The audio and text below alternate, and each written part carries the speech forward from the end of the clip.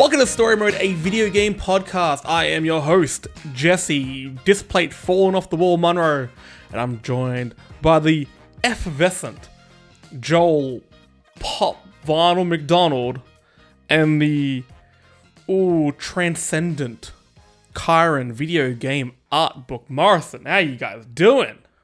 Good? I'm good. Yeah. I'm good. Pop vinyl. Huh? I don't know. I had to think of something. Like, You had a pop. You lifted a little pop. I did. He tried to like pop up, and I was like, "No, you get out of here." I pay attention to these things. I know what's up. How are we doing? I mean, I'm good. I'm better now that I've fully recovered from Friday night. But Oh my god. just to get that out there right now.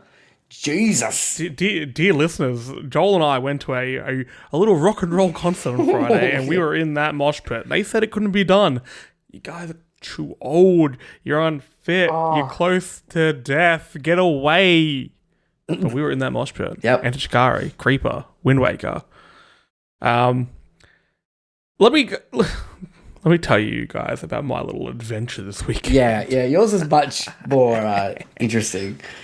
So, Enter Shikari, friend of the show, my favorite band.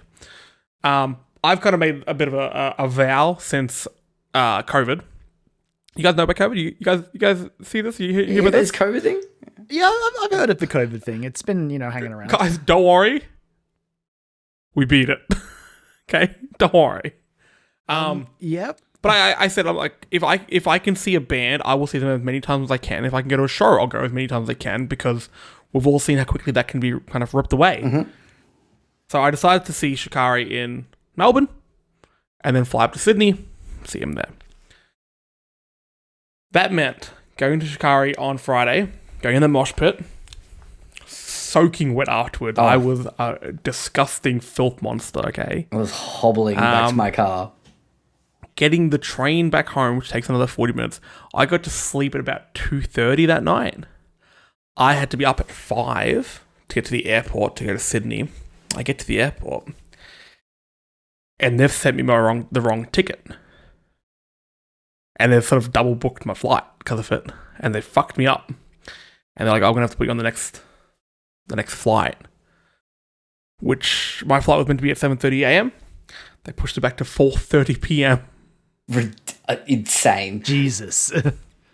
So I barely slept. I came back home, went to sleep, flew up, kind of got to the hotel, downed a bunch of drinks, and then went straight to the show. Just a disgusting element of that is that show, it was much hotter that night. It was like 28 degrees. Yeah. And the crowd had much more of a Matrix Reloaded grave orgy vibe to it. Okay. Everyone was much closer and much more topless. Okay. All right. There was an energy in that room. Okay. But then I came back to the hotel, went for a shower, and sort of just chucked my clothes on the ground. That t-shirt. Let's talk about that t-shirt, okay? I flew back Monday night, and when I picked it up to pack it away, Oh, no. it was wet still. Oh, gross. Oh, jeez. Horrendous. I put it for a wash today. Like, I had it in a bag inside my bag, and I put it for a wash, and when I took it out, it was still like, I don't want to get real gross here, but I'm going to, you could like wring it out if you if you were so inclined. I was not. That concert juice, man. That concert juice. Yeah. Concert juice. But let me just reiterate a point that I've made multiple times. Sydney is a fucking shit place. Yep. Agreed. 100%. Sydney fucking sucks. I literally walked out. So I got the train to the station, Central Station. I walked out, and the fucking like soccer riot happening right in front of me. I was texting my friend who lives there, joking about how much I hate Sydney. I'm like, I'm gonna get stabbed here or something. I walked out, and there's like flares being thrown. Like, the fuck, man. Oh my God. But I stayed in a nice area, and I actually quite like this particular area in Sydney I really like. But it was a time. It was, hey, Friday night was an amazing show. It was so good. I would say that was I've had a few days to think about it now. I think that's the best show I've ever been to. It was up there for me. Like I usually like will drop back a little bit in the pit. Like after like a few songs, but for some reason I was just like, I pushed through and I paid for it. I was very, very proud to see, because you said, I'm going to say it here for a few songs and I may, head back. And I was planning on doing the same thing until they started. I'm like, oh, wow, I've got energy. Where did this come from? And like, and every now and then would like look over at each other. It was like that scene in Always Sunny. When Mac and Charlie see each other from across the restaurant, just like looking at each other like, I remember a moment where a circle pit formed next to me and I just happened to look across and you were on the other side of it and I was like, hey, it's Jesse. Magical. And like playing some songs that playing Sorry You're Not a Winner in full was Mothership. Mothership. Like, it was amazing. Just to nerd out about it for a little bit. And then, like the surprise of like Wind Waker being really awesome and Creeper, who I have not stopped thinking about and listening to since Friday night. But it's a good thing, dear Story Mode, a video game podcast listeners, you just got a few music recommendations. Wind Waker, Creeper, and Enter Shikari. But Kyran, you didn't go to any cool concerts on the weekend. No, what I did didn't. you do? I played God of War and worked. Half of that's really cool, and I'll look. Is it the work? There were moments. There were moments when I was like, even between songs, when it's like, oh, God of War's creeping into my mind a little bit. Nope, no, get out. I can't play you yet. I still hadn't. I think I'd played it for half an hour at that point. But when we were at that shows, I was like, I'll get to it when I get to it. We'll get more into God of War Ragnarok soon. Don't worry if you haven't played too much of it. The start of our conversation will be spoiler free, and the second half will only really spoil the first few hours of the game. Of the three of us, I think Joel, you've played it, had the least amount of time with it. Yeah. So we'll kind of go to where you're up to. So it is a very small part of the game. Believe me, a lot of things change, and in the coming weeks, we'll probably do a big spoiler cast, and we'll go through the whole thing, start to finish, what we love, what we didn't like, and just every single story beat we will tear apart, because this game is good. Very good. I'll say that. There you go. That's it. It's good. Yep. It's good. It's just good. Very good. That's all I'm going to give it. Well, we're just talking about, so I'm getting old soon. So for my birthday, like a pre-birthday gift, my partner's taking me out for dinner this Friday, and there's a Viking-themed restaurant in Melbourne, because we are the most hipster fucking place on earth. And they're doing a God of War special dinner thing, aka mead and beer. Hell yes. Mead and beer, mead and meat. That's what I was meant to say. As if Melania needed to get even better. Like, it's already great, but yeah. Because that was what the launch was as well, wasn't it? Oh man, I think it was for the game. Oh shit! Yeah, I don't know. I saw That. like think you might Hex be and right. a few other people, and I'm sure it was Melania Melbourne, but yeah, it looked like that's where they sort of like PlayStation Australia did like a launch there with a bunch of like there journos is and stuff. There is a Melania in Sydney as well. Cheers invite. Yeah. Yeah, but again, is it still there? It could have been burnt down. Yeah, exactly. Flare thrown through the window, Yeah. blew up. Exactly. All we had is somebody stole Mjolnir, the actual hammer, from the restaurant one day.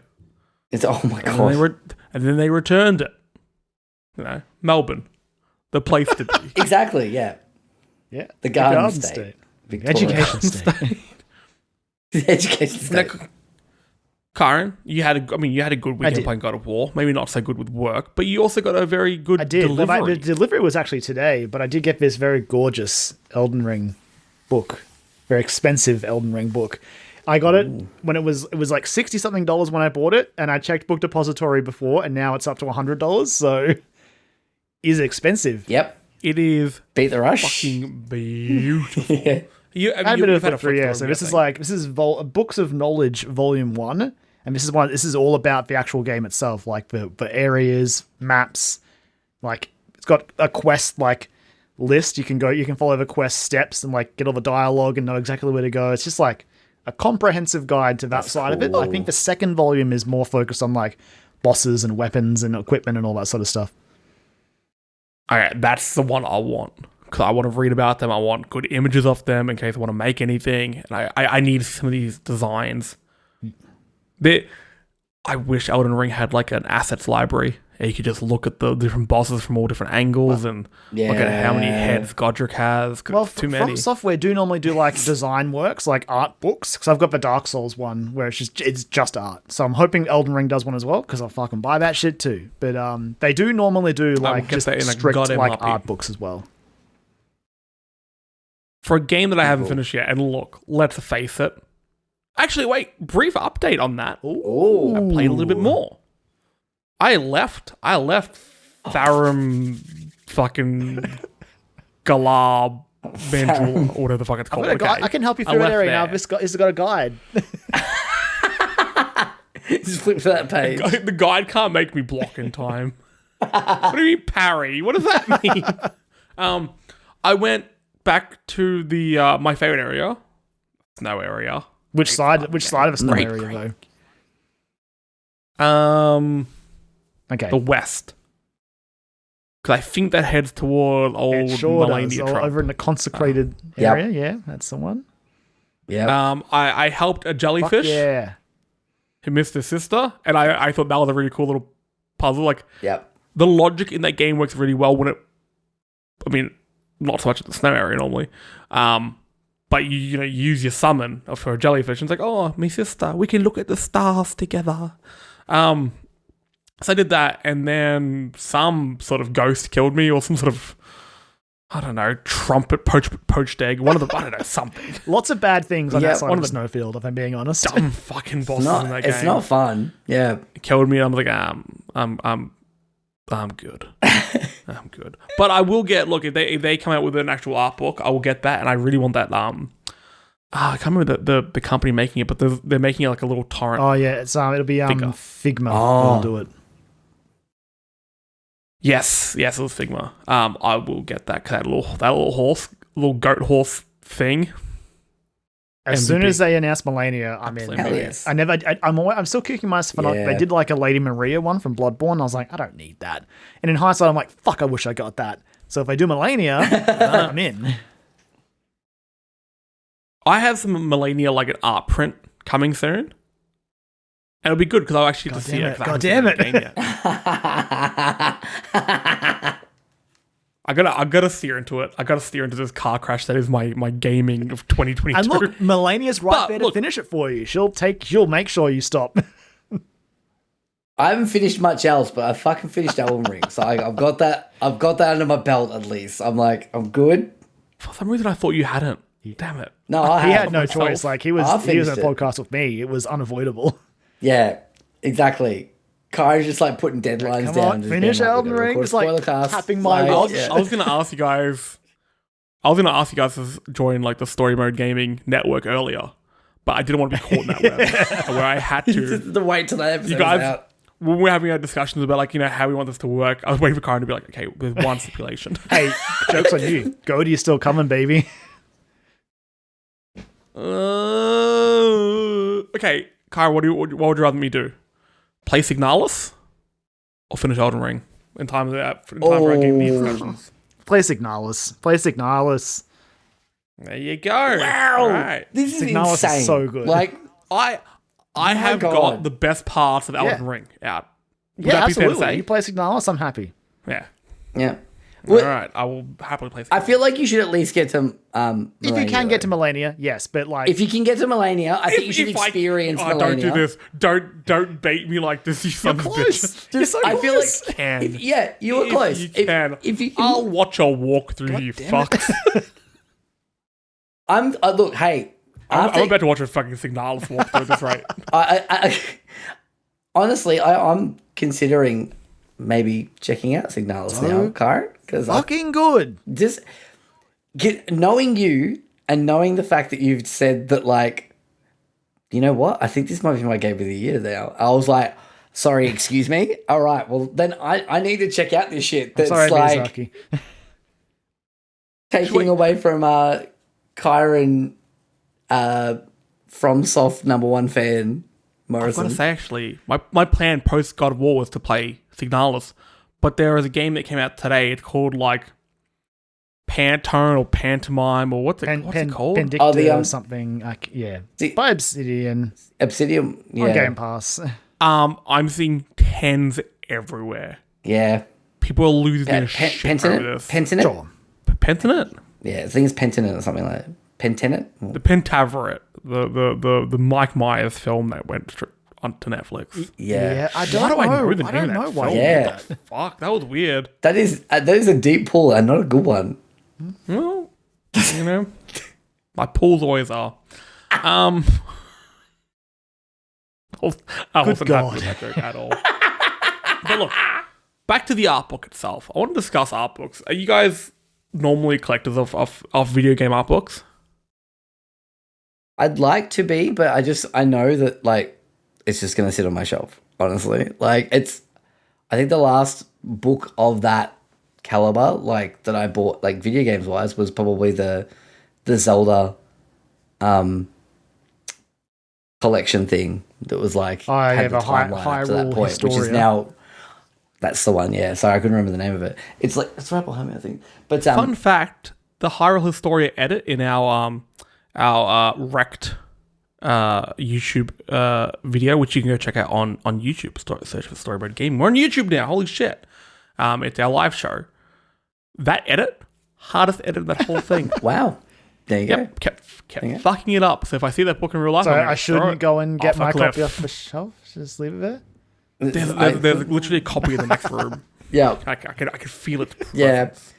But like I have that, and I think my wife bought me a like the Art of Pixar book as well, which is really nice. But like I flicked through it, and I'm like, this is great. And I have it, and it's nice to know that I have it.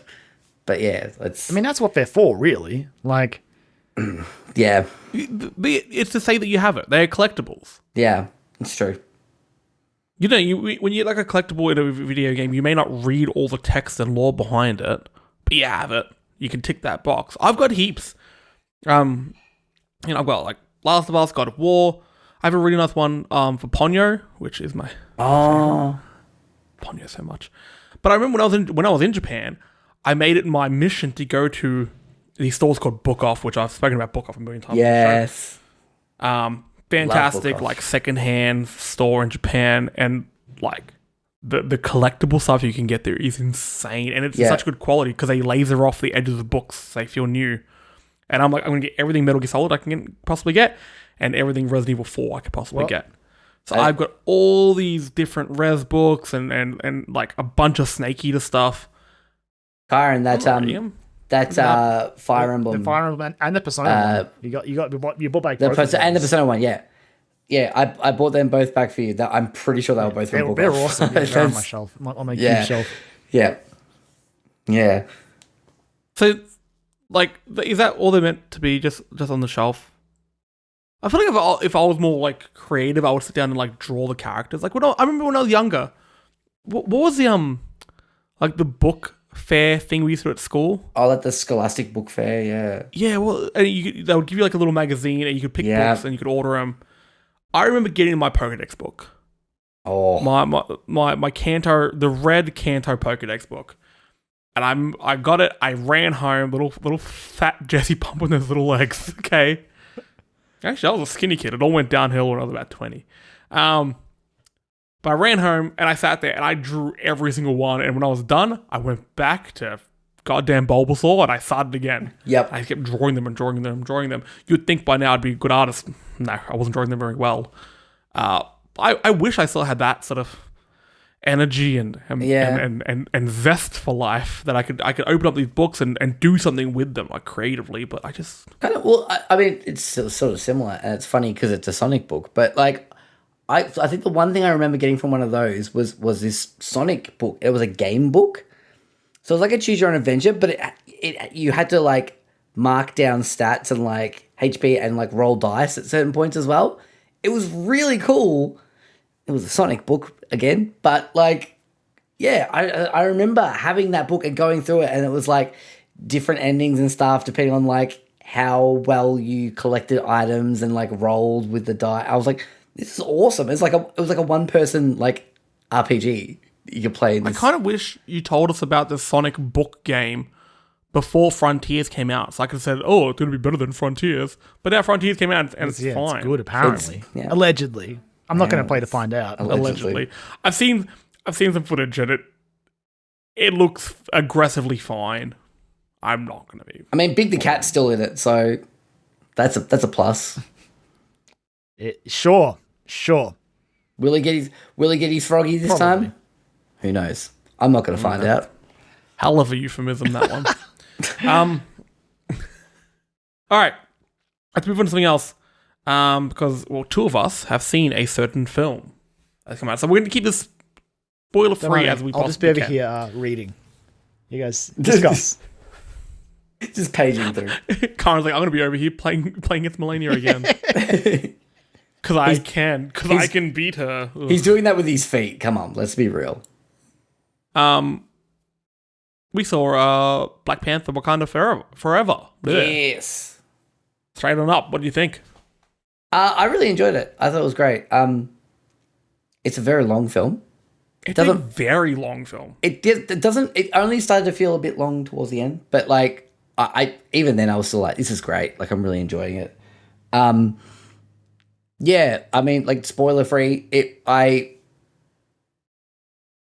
think I saw someone tweet today or like an article today that was like, it was the best it could be considering the circumstances in a way. Like I agree. The story that it told, I think, was very impactful for obvious reasons.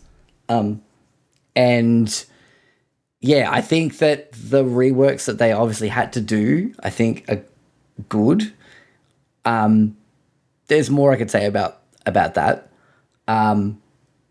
Two things though, like Namor is fucking awesome, and Ludwig Göransson music on point once again. Oh yes.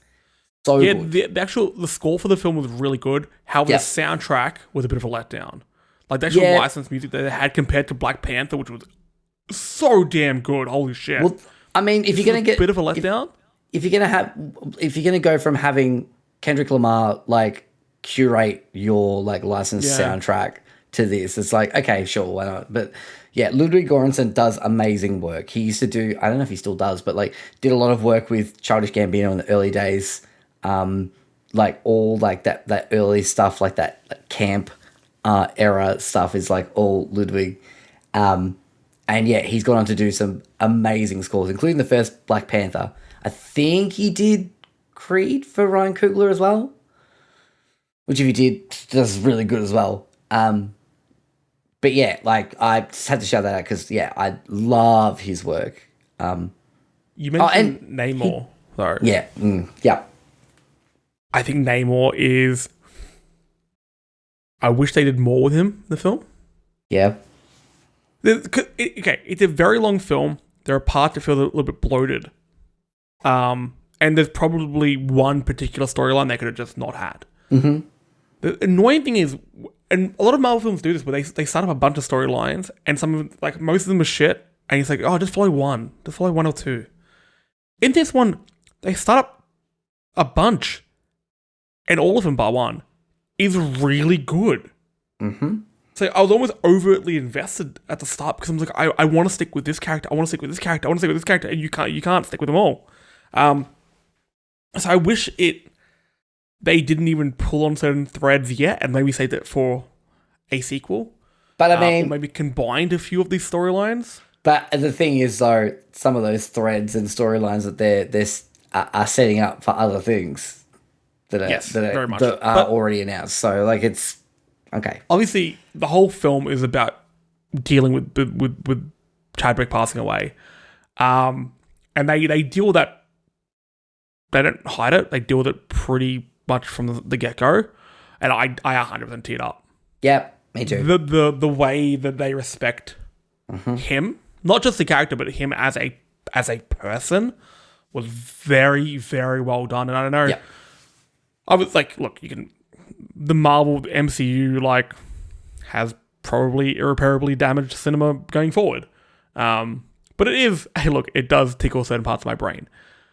However, they can deal with some stuff in very, very respectful ways, and I think this is one of them. I absolutely tip my hat to how they did it. I don't think there was a dry eye in the house. No. And when that opening credit came up, Silence. Like, yeah, it was very good.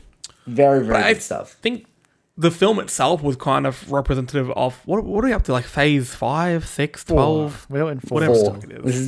This is the end of 4. Phase 4. Phase 4 fucking sucked. Can we agree? I mean, Okay, so what do we have? We had Black Widow. Okay, we're gonna do a dope or nope. I'm stealing the dialogue option. I'm about to become very unpopular here then. yeah, All me right. too, Kevin. Black Widow, dope or nope? I'm actually saying dope. I think it's dope. I liked it. I thought it was fun. I think it's Yeah, Kyran, hell fun. yeah, let's watch it together. It's good. It is good. I enjoyed it. I mean, what was it? Red, Yeah, whatever. absolutely. Old mate from Stranger Things was just there's that scene around the dinner table. They just talking shit to each other. I was like, Yeah. this is fun. It's stupid. It's fun. And I mean, Rachel Weisz hasn't aged a day. Florence Like, Pugh. not Let's at go. And Florence Pugh. Yeah. Fucking Pugh. Yeah. And then what do we have? This is in no particular order because I think I've already lost it. Eternals? Nope. If it's into that choice, it's a nope from me. Even though I kind of thought it was okay. It was different. I liked that, but it didn't follow the right characters. Angelina Jolie's character in that was fascinating. She was. Like, Ultimate Warrior, but she's actually lost her mind. So she could have had such a tragic story. Yep. And her relationship with Old Mate Strongfist was really cool. And then there was that guy who started the cult, the dude from the Green Knight. Yeah. I don't know any of some these cool actors' fights. names. Some cool fights. Barry Keoghan? Barry Keoghan? Yes, that's the one. Follow him. But then instead they follow like all these really boring characters, and then there's a character who's in love with an adult man, but she's still like a young girl because of how that. Just stay away from that whole storyline and maybe don't. Yeah, don't like that at all. Yep. So that's a nope. Yeah. Shang-Chi. Dope. Fucking dope. Dope. Dope So dope. as fuck. One of the best Marvel films. So That good. bus scene Is the best.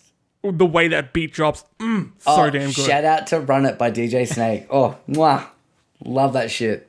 What else we got? Far From Home. Dope. What was that, Joel? Dope. I don't give a I don't care. I don't care. Aaron, I think we're about to agree on I something. think it's. I I think it's a nope think it's a overall. nope. totally understand. I don't give a shit. Overall, I fucking love Like, if it didn't have the other Spider-Man, I think it's a pretty. It gets like tied. But it I know does. it does. But it does, and that was awesome. I live for this shit. I live for this like meta fucking roll it all into one bullshit. Love We it. already have No, a no, no, no, no, no, no. far attacked by a better mob. I just got Spider-Verse attacked by a movie mob. already. I talk Agree. shit about Spider-Man, and I'm attacked by bugs. Oh, see, Kevin Feige's reach knows no bounds. I don't care with what we say. agreed, Kyran. Into the Spider-Verse is much better. Like, way 100% better. agreed. It's not even in the no, same league, no, but- no argument there. Into the Spider-Verse is better than almost all films. Definitely to be all fair. of the MCU. It's- Definitely better than all Yep. of the MCU. On par with, if not better. All of I the can't think of an MCU. MCU movie that's better than it, but okay, all right. It's Into the Spider-Verse is the second best superhero movie ever made. Let's not talk shit about Spider-Man 2. Okay? I will if Spider-Verse is in the Let's just conversation. I'll strut in happily. So, into it. so we had that Multiverse of Madness. Nope as fuck. Dope.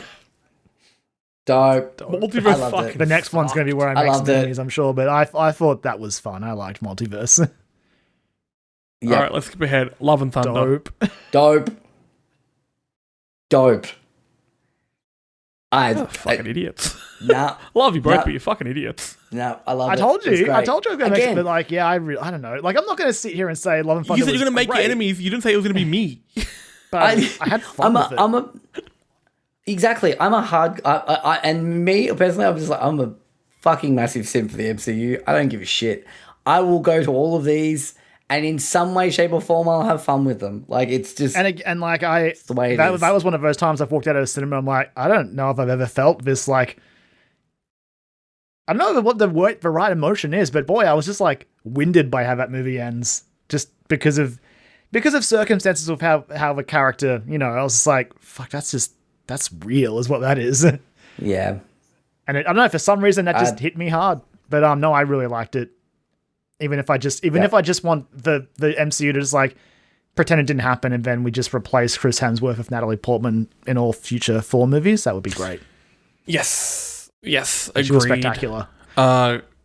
Agreed. She was the best part about that film. Absolutely. Which wasn't hard to be the best part of that film. Best part of a really fun, great film. Yeah. Kyran, edit all this out. And then Wakanda Forever, dope. Yeah. Yeah. Is that all of them? Yeah, it's all movies. Yeah. No, we don't have time for that. No. Most of them were fine. Yeah. She-Hulk was sick, and Miss Marvel was fantastic. Yep. And Loki. Both great. Absolutely. WandaVision was awesome, even if it had a disappointing ending. WandaVision was good. Loki was good. But look, Loki maybe was we should do a special episode where we properly review full spoilers of these films. I'm down for that. Yeah. Oh, nothing else to do. Oh, God. I'm into that. Geez. Let's go. Let's just launch more podcasts, guys. Yeah. Fucking go. Story Mode Video Game Network is going to go off soon. I've had a lot of ideas, guys. I'm very sorry for the things I'm going to put into the Discord chat in the next few days. They're just ideas, guys. They're just ideas. Don't hurt me. All right. Let's move into the meat and potatoes of this episode. God of War Ragnarok. I was gonna name something else. I was gonna be like, oh, Marvel Snap. Actually, wait. Let's talk about Marvel Snap real quickly. The Wakanda update came out. Has anyone bought it yet? Not yet. I haven't.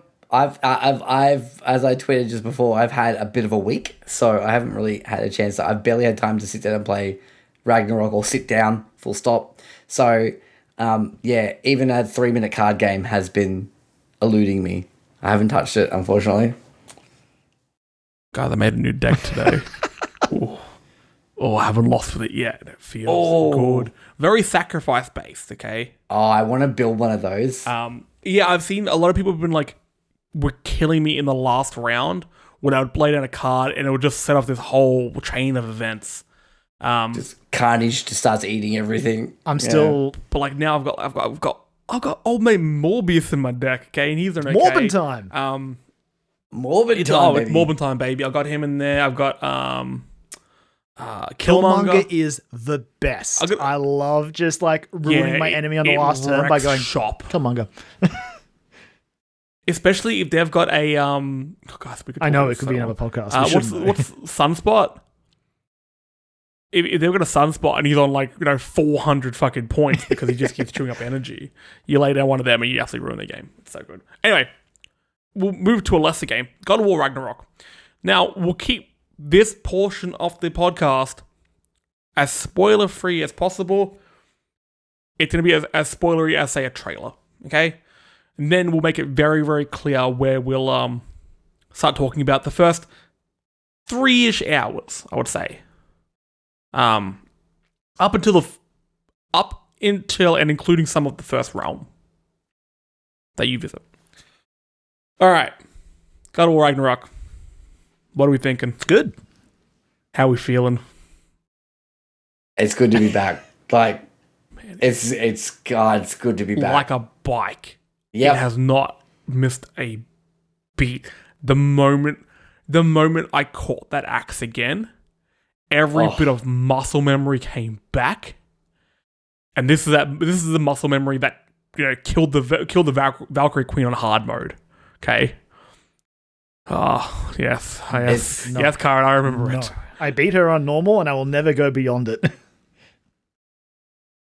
Oh, I mean, look, it is hard. It's nothing like it's not something simple like an Elden Ring or something like that. But us real gamers can beat her on hard. Just get it done. Maybe I'll go against Sigrun on hard if Jesse can go and fight Melania. Look, at least Sony, Santa Monica Studios knows how to make a good snow level. I'll tell you that much. I mean, most of the game is a snow level, so I guess it's a good snow game. Yep. Okay. Save it for goatees. Save the debate for goatees. It's gonna get nasty. Guys, we should do goatees at Bodies. Which, look, if you guys know, if you're an internet kid of the mid 2000s, goatees sounds like something else. Yeah. However, if not you good. are a pure of mind, goatees at Bodie's would be a delight. Don't know how I'd do it, but We'll figure it out. that's for me to think about and then forget about eventually. All right, let's just talk about like our main characters. There have been changes. This game takes place 3 years after the ending of 2018's God of War. And Atreus is like a little dude now. Like he's like a teenager. It's weird, man. It's weird. It's jarring. I mean, the actor who plays him, I'm blanking his name. It's a real shame because he is incredible in this. He went through puberty midway through the game, so they had to go back and actually modulate some of his vocals to make Sunny it all... Suliak. Sorry, was it? Sunny Suliak. Game Award nominee. I'm pronouncing that wrong, probably. Great name. Suljic is his pronounced name. Suliak. Yeah, Atreus has changed a lot, and I was worried that I was going to hate him based on the trailers. I fucking hate like teenagers and kids and just anyone younger than me, really. If I just stay in. Or anyone too much older than me as well. Most people I just don't like. But based on the trailers, I thought I was not going to like him because he is a whiny little bitch in 2018. And looking at what I'd seen so far, he was going to be a whiny little bitch in this. No, he's pretty good. And I will get into, when we talk about brief spoilers, the game made me cry pretty fucking quickly. Because of a moment involving him. And it ruined me. Holy shit, did it ruin me. Kratos is back. Bigger, badder than ever. He has gone from being like, obviously in God of War, it was not a redemption story, but it's about him actually growing as a person, or as a god, I guess. Yeah. In this, he's like a genuinely good person. It's not just like a little bit of I'm better.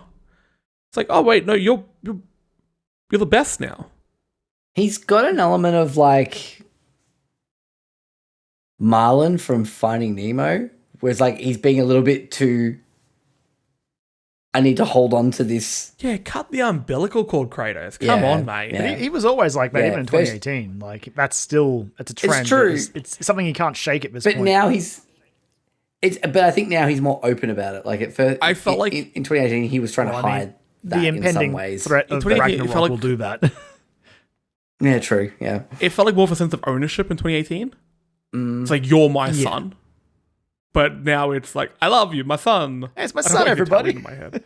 It's my son. hey, It's my son. Gabagool. Yeah. I'm trying to work out what else we can talk about without getting too spoilery. Oh, the combat. Combat has changed a little bit. Yep. There are a few new moves you can do. The main one being you can charge up your weapon. So you have your Leviathan axe, and you got your Blades of Chaos. If you press triangle, you can imbue like frost damage. What was it? Permafrost damage Yeah. to your axe. You hold it down, he charges it up. I completely forgot about it until today, basically. I wasn't using it because it wasn't in 2018. The game tells you can do it, Yeah. but doesn't really tell you why you should do it. So I found myself just not. I And found with out. the Blades of Chaos, you can do the coolest fucking thing. You just start whipping them around. You start spinning them, and they heat up, and they eventually, get engulfed in flames, that you can start setting motherfuckers on fire. I found out something. I found something cool today. So I was encountering enemies that were sort of like doing fire damage to me, and I had the Leviathan axe out, and I just happened to like charge up an attack. So I was getting like burn damage. I charged up an attack, and the permafrost from that actually cooled Oh! the fire damage that was like the burn damage that was like impacting me. I'm like, Rats. that's really neat. How are you guys finding... Because obviously the last one came out on PS4. Performance-wise. Oh, You seeing much of an improvement beautiful. here? That's beautiful. It's frame rate is so like good. It is just like chef's kiss. I can't fault it really, honestly. I've It's seen just- these little things, and it is so... you know when a game looks perfect? That you become like hyper-fixated on finding what's not? or like when something does it, it really stands out. There's been a few little, very minor, for any other game wouldn't be worth bringing up because everything else is so perfect. Just little things like smoke, I find it kind of glitches out a little bit. And some of the character models and some of the enemies have just been a little bit like clippy. Yeah. But I mean, look, they're not clipping for long because I'm cutting their fucking then head they're off. clipped. Yeah, exactly. Oh yeah, hey. I'm finding I'm becoming like even more hyper aware of the like crawling through crawl spaces loading sequences. They're not always entirely loaded. They did specify because I know, and they're not. Did come up, and I know that they're not. It's like they've kept them in there now because it is sort of like it is a way to sort of reveal a new area and do that kind of thing. I like that, but there's still that part of me that's just like, oh, I remember that conversation from like 2 years ago where everyone was so not up in arms, but like everyone was talking about that kind of thing. So that's the one that sticks out to me. But even that, like, I'm like, okay. Then the game does something else that's super fucking cool, and I go, I don't give a shit anymore. This is great. I remember that conversation, like when 2018 came out, everyone's like, oh, this is, it's one single shot, but there's load times. And everyone got mad about it. Do you guys remember when an observation could just be an observation? Mm-hmm. It wasn't anything. It was like, hey guys, when you go through certain crawl spaces, this is where we load the game. That should have been like, oh, cool. That's neat. And then move on with the conversation. It's like, no, it's bad. You can tell that a lot of these kids didn't grow up playing the 10 out of 10 masterpiece that is Metroid Prime. Still, up to this day, one of the most genius games when it comes to hiding its load screens. So it's understandable that they're not ready for these ones. How did it like do the doors and all that? Like when you would shoot a door, and like basically shooting the door would basically trigger the game to load the next room, which is why sometimes the doors wouldn't open immediately because it would load the room and then open. When the doors open, the room is loaded for you to enter. All right, I'll pay that. Which is why you shoot it from across the room and just take your time running over to it. Give it maximum time to load, How are you guys just feeling with, like, okay, what are the main questions we need to answer at the end of 2018 God of War? Spoilers for 2018 God of War. The whole thing with, I'm trying to be really careful. I'm trying to work out if this should be, I'm going to say this is a spoiler discussion. Yeah. Wipe that. Keelan, edit me out. Make me sound cooler. Cut it. Edit me out of the podcast completely. The whole thing, yeah. Fuck it. Let's just move into spoilerish territory, okay? Again, skip ahead. Actually, don't skip ahead because the episode will end. Go listen to a different episode where all of our podcasts are available on Spotify, iTunes, and all good podcast services. And search for Story Mode Video Game Podcast or dialogue options. I did that well. It's going to be very minor spoilers. Again, it's for the first 3-ish, 4 maybe hours, depending on how much you want to sink your teeth into things. Cool, let's talk. At the end of 2018, you go back to your cabin and you have an amazing teaser of Thor rocking up at your house. Mm-hmm. I kind of thought the game was going to start at that moment. It does something kind of cool. It starts a little bit before that. You're going around with Atreus, and you're trying to find Fenrir, the wolf, from memory, who's very sick. He's very sick.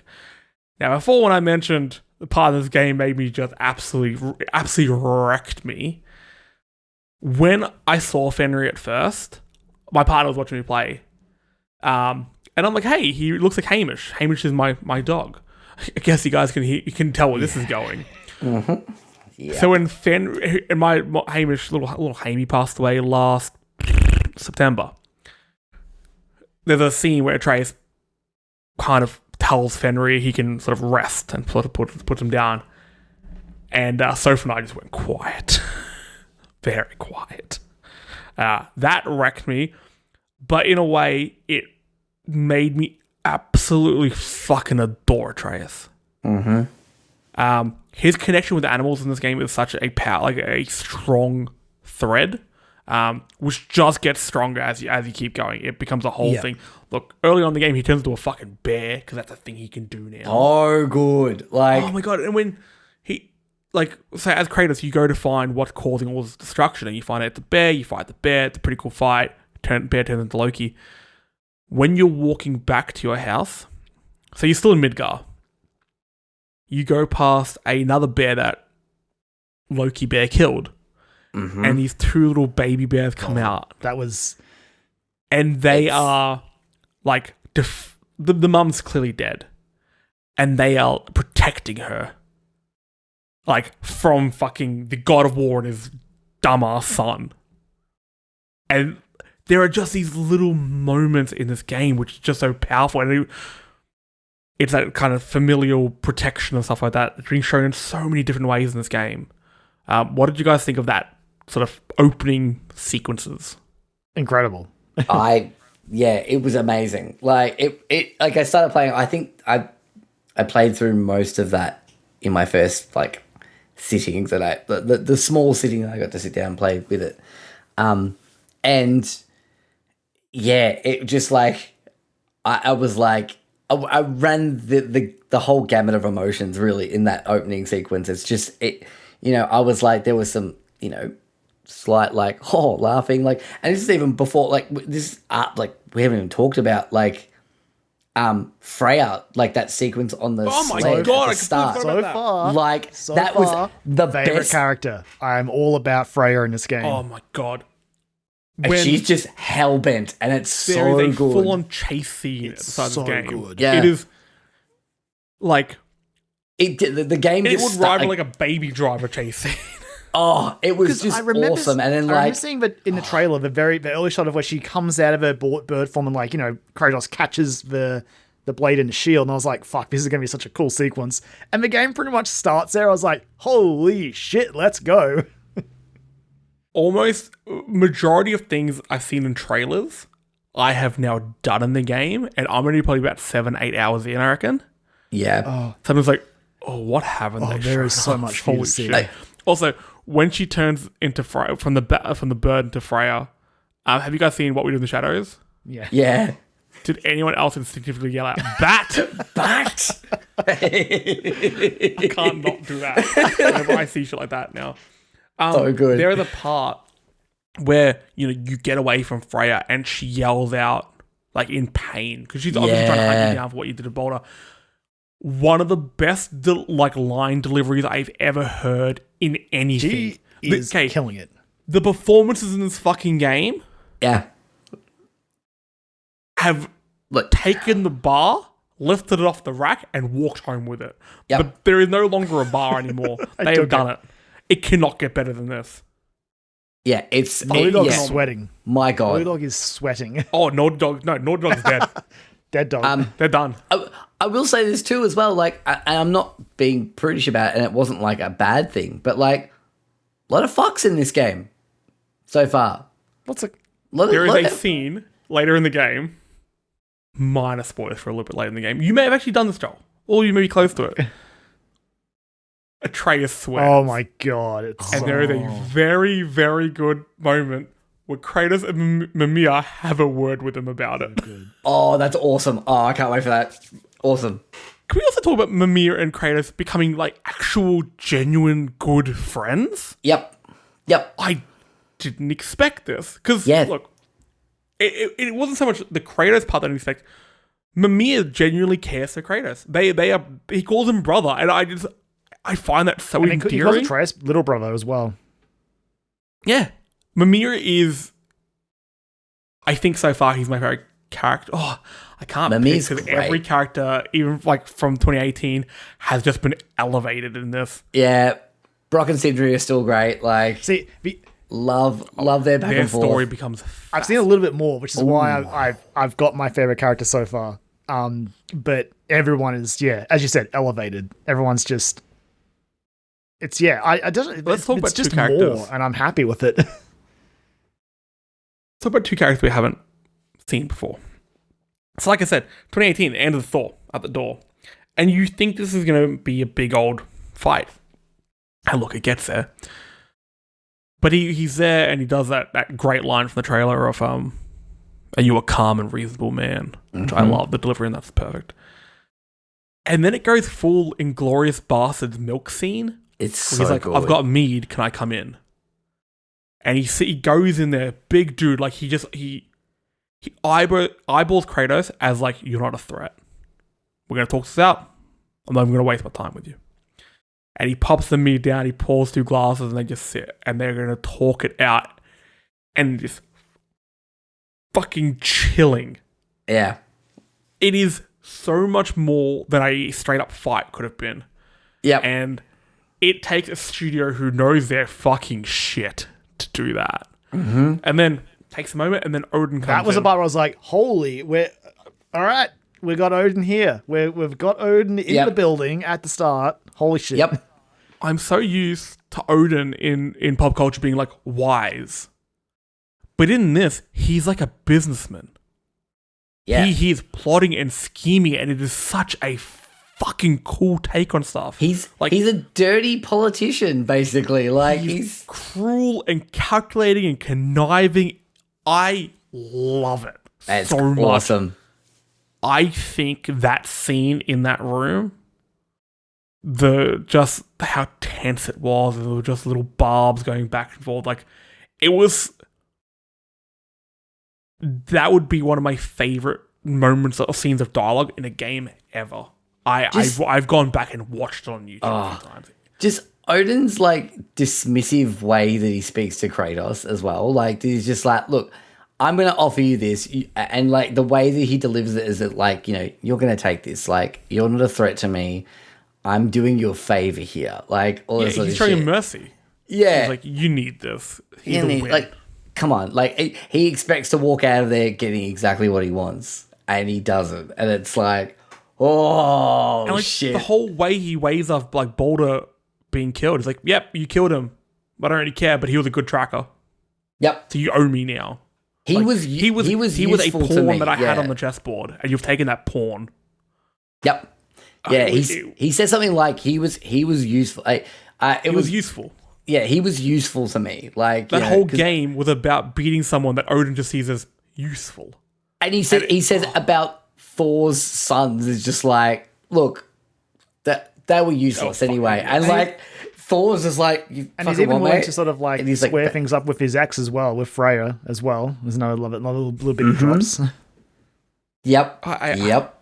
The way he delivers that line as well, just like, yeah, so casual. It's like, I'll patch these up with my ex. And then he leaves, and he just turns to Thor and just like, make it quick. Yep. And that fight scene you have with Thor is... I thought the Boulder fight at the start of 2018 was good. They've amped it up here. Yep. And there is a moment where they go full fucking Kojima on it. Yep. It's great. It is so good. And you get the game over screen that comes up, but there's no prompt to, kind of reboot. There's no tooltip either. It's just blank. And then it goes back to the game, and Thor electrocutes you with Melania and says, "I'm not done with you yet." And he brings you back to life. And it doesn't say something like he says like you'll die when I'm ready for you to die or something like that as well. Like when the Mjolnir and the Leviathan axe collide in the air. Oh. And they crawl that big lightning tree thing. Oh, I don't know what that's. And I like it. It's just there so now. Sick. Yep. Well, I mean, I'll avoid spoilers from further on in the game, but the whole story of Ragnarok is deeply confusing. It's like most myths. It's very like contradictory. A lot of things just don't make sense because they're not meant to. They're interpretations of stories. And I think Ragnarok's, again, from what I know, I'm not like a fucking... What do they call it if you study like myths and legends? That's not feel. No, that's religion. I don't remember. My brain is... Kyran, edit that in. Yeah. I'm not one of them, believe it or not. I should hold like a mug up over my face for the video edit. But like Ragnarok is one of the more complex ones. They have managed to make some of these baffling concepts that I've read about into realities. Like, I don't know in Ragnarok where it says like there's a tree made of electricity, but if it does, like, I think they do mention frozen lightning. That was my biggest takeaway from 2018, right? Like, which again, I guess, play it first of all. Yep. It was such a small moment, and like when it happened, I was like, of course. But like just when the stuff goes down with Boulder, honestly, even back when Atreus gets his mistletoe arrow, I was like, fuck, man. Yep. This is so clever, and they're still, and in this game, it's just continuing with the trend of being so clever of taking this idea of Ragnarok, but like interpreting it in a way that still works, but is also different, and again, sort of their own version of that event. It's just so interesting. You could know the Legend of Ragnarok back to front and still be surprised with some of the stuff that comes up in here, which is really cool. God, I hope we see Sleipnir, Odin's six-legged. I have so many hopes for what's left in this game, and I'm so worried because they have said this is the end of the Norse storyline. I'm like, no, but there's so much I want. So I don't know what's left in this game. I hope it's packed. Like, I want this thing to be just overflowing with content because I want to see so many of the gods, obviously of all the beasts. Like, I want to see more of these realms, but we'll see. I want to see so much. Oh, also, speaking of the beast and such. Oh, Joel, do you know who the Huntress is? Oh, yeah. Ooh, that was a good fight. So, yeah. One of them, I think she's maybe the first non-god boss. I guess, yeah. Yeah. There's like a centaur that's going through the woods and just fucking it felt like a good clowns up. escalation of, because like one of it almost feels like the start of this game is out to be like, hey, you know how like we didn't have much enemy variety in 2018? Guess what? And just like it's just throwing shit at me constantly. I'm like, this is excellent. Just like different enemies that I've already fought. One enemy different, yeah. Oh. I miss. That I really miss. You remember there's like weird like elemental things from 2018? They usually just shoot the lasers out of their chest. I really liked them because they reminded me of the robots from Man of Steel. All right. Yeah. Okay. Yeah. Best part of that film, I guess. Yeah. Part that stuck with me. They felt so out of place, and then you could like rip that stone out of their chest and have a cool finisher. I'm hoping they come back as well at some point. Anyway, so shit's gone down. Also, I mean, Fimbulwinter's rolled around. Yep. So everything's very cold, very icy. It's the start of Ragnarok. Anyway, you go off, you meet up with Brock and Sindri, the lads. You find out that Sindri and Atreus have just become like best mates. That so much. That scene where you come back and Sindri's just like, "Oh, Atreus, it's so good to see you." And Atreus is like, I told him. It's fine. Yeah. Shut up that nose. Joel, this won't be something that you know about, but Kyran, I just need a nod from you. There is something that Sindri says that elevates those two characters so much. There's definitely been one story. There's been a conversation that's happened that was just like, fuck, like with those two characters that I was just like, that's excellent. I love it. That is a lot. Yeah, it's very, very cool. But also in the Huntress fight, you break your shield. Yeah. Yeah. This is not something I expected at all. So you used to have a really basic shield and it was just for parrying.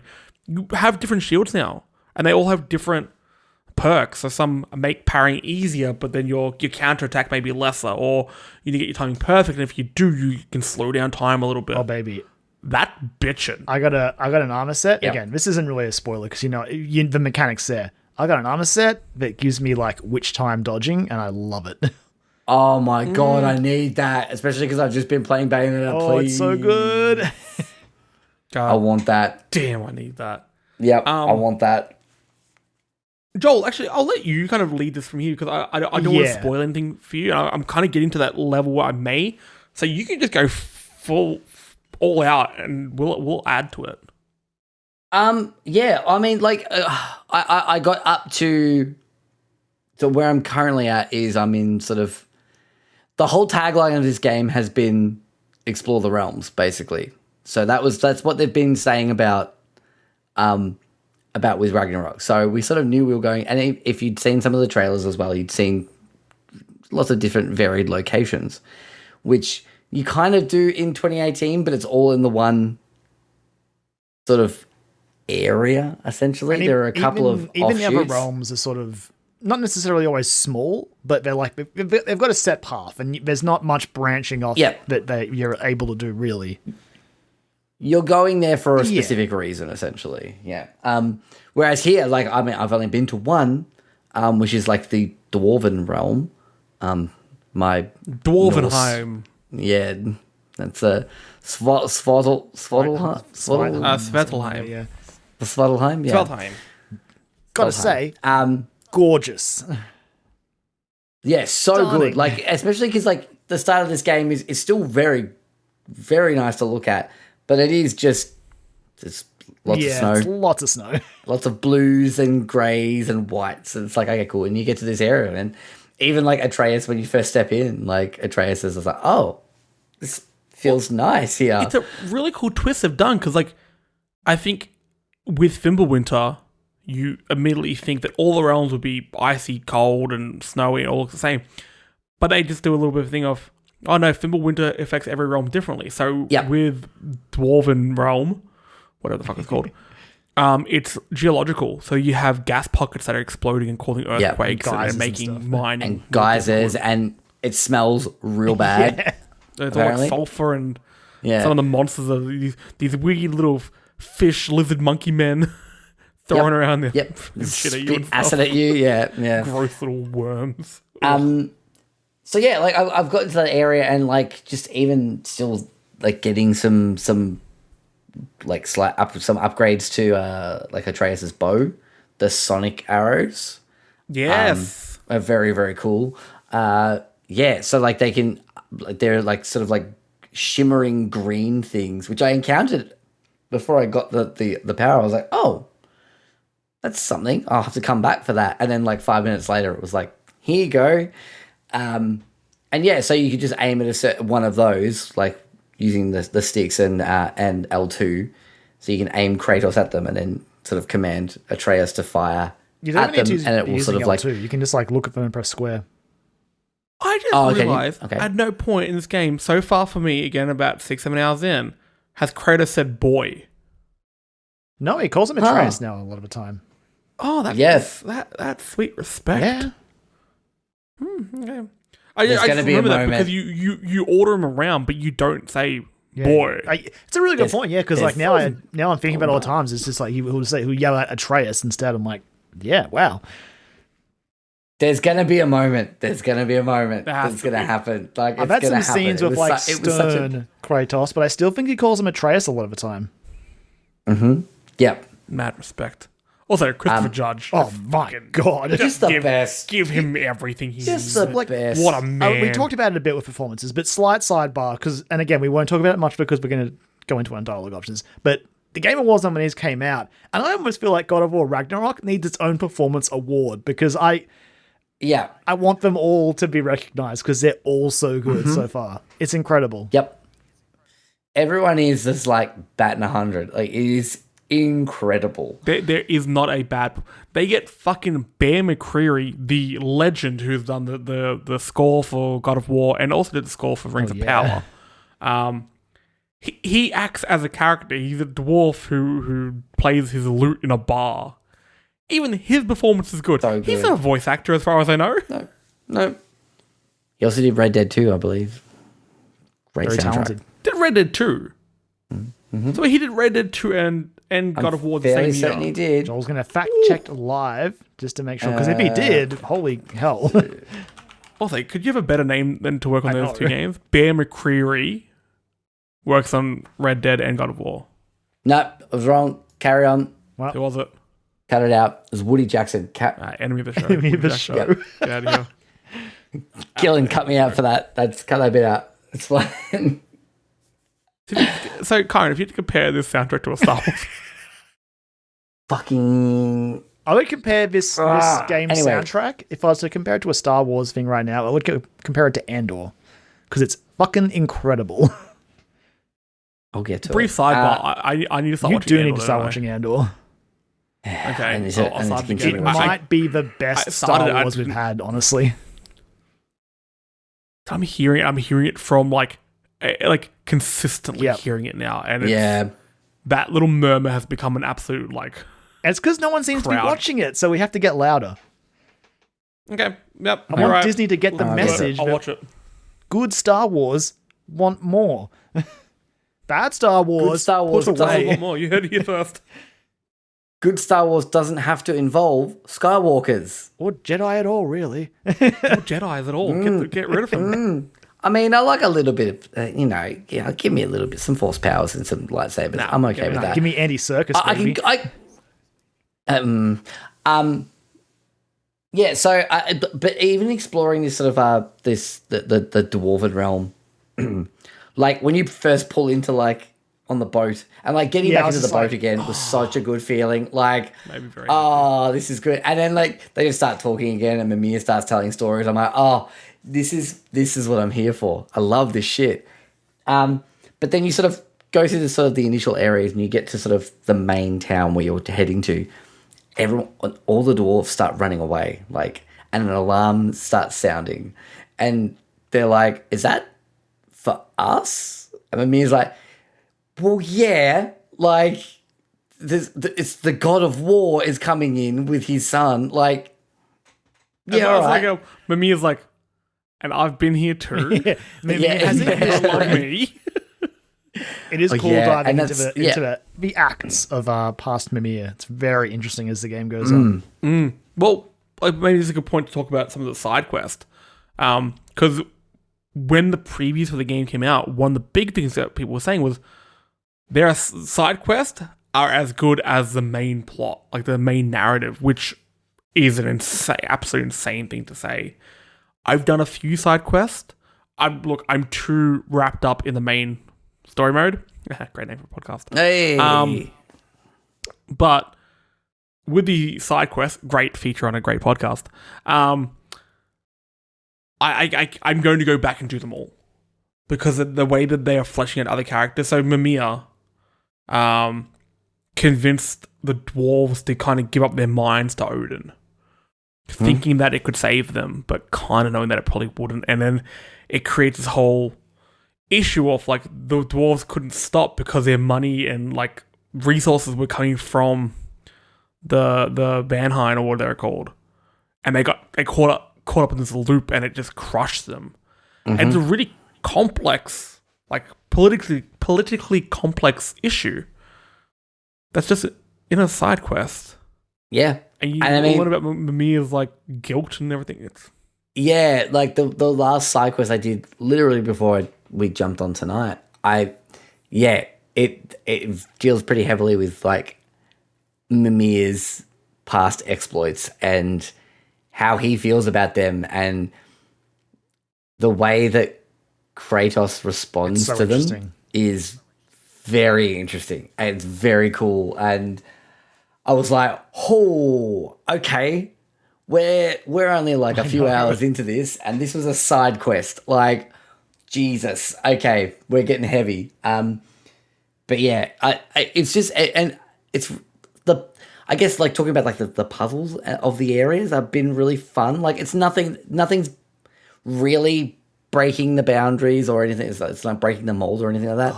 But I found like, Kyran. God. It's a toggle. I What you found got? out recently it's a toggle. But could my companions just let me solve the puzzles? They do get a little Like bit I was into looking it at the solution quickly. one, like I was like, cool, I figured this out. And Atreus is like, oh, you can hit that. I'm like, Atreus, I know. Boy. Boy. I knew. You just you can apparently toggle it in the accessibility options. I will do I that. think it's in after puzzle this time. podcast. Yeah, I think I'm I'd like, like yeah. after we record, we're all going to go back to replay this game. Also, just really quickly in the accessibility options. Well done. Yeah, Fantastic. good stuff. Really, really It's good. really good list. Really, even like honestly, even for me, there's a few things I went through. I'm like, turn that on, turn that off. Yeah, it's Yep. really, really good systems in there. I think Sony's first party, especially after Last of Us 2, Yeah. they all sort of use the same model, and I think they've basically nailed it. Again, look, I'm in a position where I don't need to use any of them to play the game. However, I follow a lot of people on social media who do, and they're advocates for like games for everyone and stuff like that. And they've all been like, well done. Genuinely, this is very, very good. I'm basing my opinion on praise as well, but I've seen nothing but good things about it. But even just scrolling through it, there's just so much you can like customize in the game. Just really, really good to see. Now, also on puzzles and in that dwarven area, they still have this chest where you have to throw your axe or light some braziers, whatever they're called, Michelle Brazier. Some braziers, you have to do whatever they are, okay. Kyran, do you know the one I'm talking about here? It depends on the one you're talking There's about. one. Is it early in the dwarf area? It's right next to one of the mines. In the mines. It's next to one of the mines that you have to clear out during the Mimir side quest. You know, the 3 kind of smokestacks. There's one where you have to throw... Also, you have to use your Blade of Chaos to light these things on fire. I found 2 of them. Spent half an hour. Oh, no. Looking for the 3rd one, and I still can't. I left the area. I couldn't fucking find it. I've had a couple like that. There was one where I couldn't find the 3rd one for ages, and there was another where I just couldn't figure it out until and it was the instance where the NPC dialogue did help, and I was like, oh, okay, that I appreciated. But I also do kind of like that sometimes if you walk up to a thing, they'll just be like, hey, you can't do that yet. I'm like, sweet. Yeah, that's been really good. I had that before, the game and I was respects like, your time. Yep. But then it'll also mock you for going off the beaten path sometimes. There's an NPC, another character I've had with me recently, and every time I would take a wrong turn, it's like, Chris, where are you going? And then it's like, oh, he's going to loot stuff. He does that sometimes. I'm like, leave me alone. I'm exploring the world. Stop it. I know. Yep. I need more hack silver. Leave me alone. Need more slag deposits. Yeah, exactly. Sindri needs his slag deposits. I got to give them to him. Well, the whole thing with I mean, look, they're upgrading everything like that with your armor sets and your skill trees. It's all basically the same. There are a lot more options, especially when it comes to amping up Atreus. There's a lot more stuff you can do with him now. There sure is. But that's remained basically the same. There's a nice little thing that Sindri and Brock sort of follow you throughout the whole game. Like, you don't see them all the time, but they're always in that realm. And I like that you can come back to sort of your base of operations, which is Sindri's house, which looks beautiful. And also... Have you met the squirrel? Has one of the best characters I've ever fucking seen in the God of War game in it. Have you met the squirrel? Yep. Voiced by the one and only Pro ZD. Oh, really? There's a squirrel that's voiced by Pro ZD? Hell yes. My fucking mind. Because he comes out of nowhere. I'm not going to say too much more. You'll know when you get to him. He's fucking brilliant. Okay, good. My word. Awesome. It's brilliant. But yeah, so you go back to that base of operations, and they'll just be like, oh, we follow you around, and some of your big fights, you forget to pick stuff up, so we brought it back for you. Yeah. Or you'll just be somewhere in a realm, and you'll turn a corner, and Sindri's just there. He's just like hammering away. He's like, hey, Kratos, do you want... Here's the stuff you forgot. Do you want me to use that to make some shit? Yeah, like he's just... I literally turned a corner and I'm like, what's going on? Sindri, what you doing? And the way you kind of reacted is almost how they react to each other. Yeah. You expect a game like this to have dialogue akin to, say, the first Thor film. Kind of stilted, but very like kind of poetic and epic and there. No, these are just a couple of bros chilling. Yeah, there is a scene. I've said it multiple times. God of War as a franchise has been one of my favorite franchises ever. There's a scene where Kratos, a few characters, I won't go through them all, sit around the breakfast table. Holy shit! Yep. Just eating and talking. Yep. And it's one of those scenes where nothing will happen until you move. And I did, and I felt so bad. I just chilled there. I let Kratos finish. But I was just like, is this... Man needs his stew. Do I have control? And I like nudged the left stick and he got up. I'm like, no, sit down. Oh, it's over. But it's so weird. Because like before this game came out, I went back and watched a bunch of God of War story videos. Because look, there is a recap at the start of the game. They could have done it better. To be honest, it wasn't fantastic. So if you haven't played 2018 recently and you are going to play Ragnarok, I highly recommend go on YouTube and watch a proper 20-minute one. The lore is deep, but it will make Ragnarok feel a lot better. There's a great sort of retrospective and opinion piece by Barrett Courtney from Kind of Funny that's really good as well. Ooh, I haven't seen his. I'll watch it. Yeah, I like it. Yeah, I'll send you the link afterwards. It's him just on their fancy new stage and talking with clips and stuff, and he goes through the entire franchise and as Kratos as a character. It's I can't remember the title of the video is is Kratos a good person or something like that.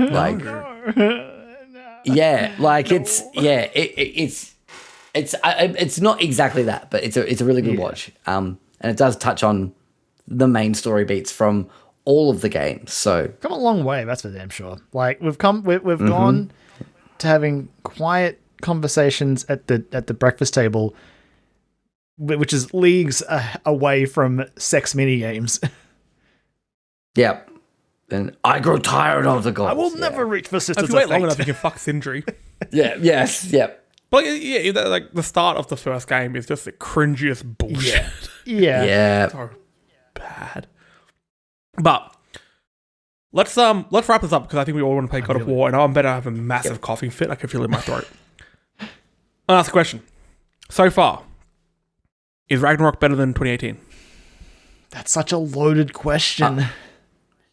It is. I think at this point where I'm at, it feels like more of the same, but the stuff that is different is better. So I would say where I'm at the moment, it is better.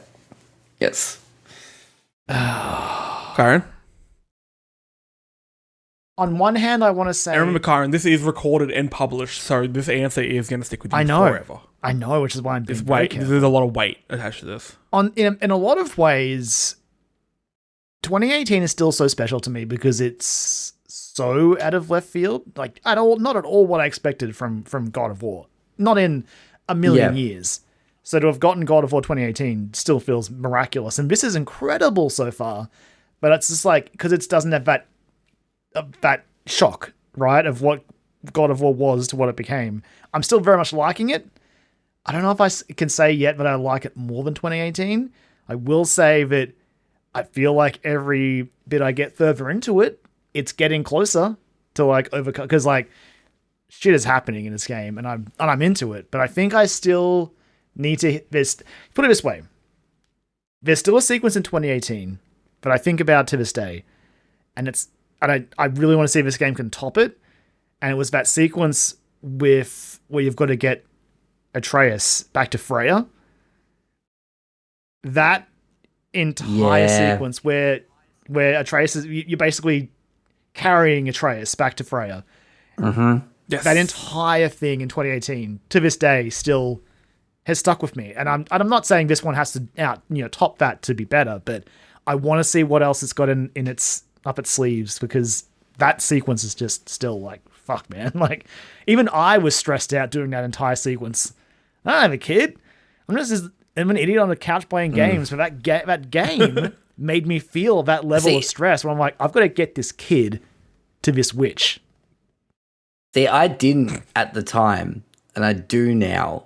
And I didn't have a kid at the time, and I do now. And already, and I know it's Atreus is much older than my son, but it's even still